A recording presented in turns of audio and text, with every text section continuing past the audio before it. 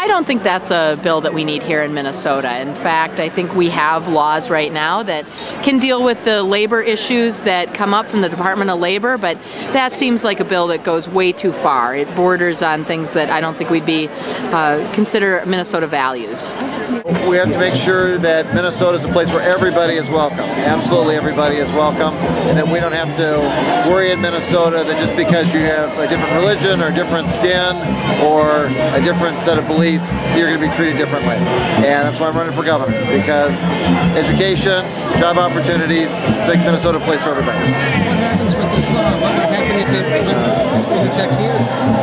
Well, I'm really concerned that we can't have Minnesota become a place of intolerance. The reason why we've gotten ahead in the state of Minnesota is because we've been a place people have wanted to come.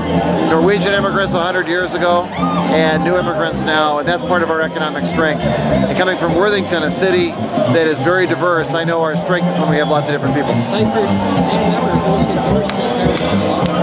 Well, you know, I think if we want to make sure that we're going to do well in Minnesota, we don't want to have the politics of fear, we want the politics of hope. And I'm sorry that Tom Emmer is embracing the politics of fear. Good, thank you. As opposed to the Arizona immigration bill. How do you feel about that? Terrible bill. What do you think it's going to do? Victimize people, more imprisonment, more jail, more persecution.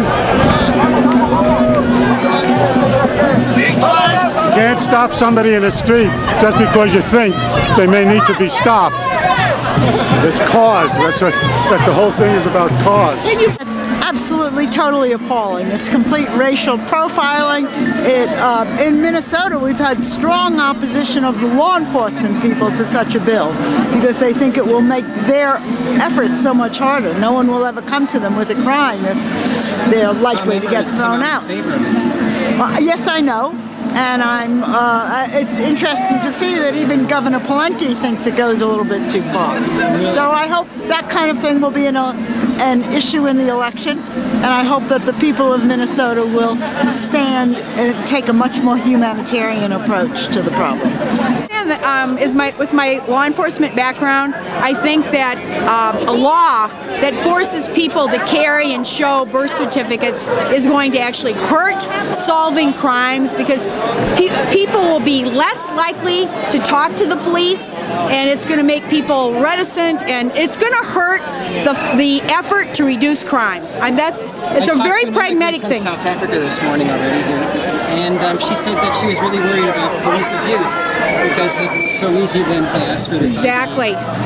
You know, we have trouble with our peace vigils. They give tickets to people who honk for peace. Can you imagine now with this extra tool to say that you can't be there unless you have a birth certificate? So I mean, again, it's got a lot of ramifications, and we're going down the wrong path. You know, you look suspiciously like you're from Northern Europe to me. My great-great-grandparents, three greats, Luke and Elizabeth Cheney, were in 1860s, were some of the early settlers in Dundas from England. They were immigrants.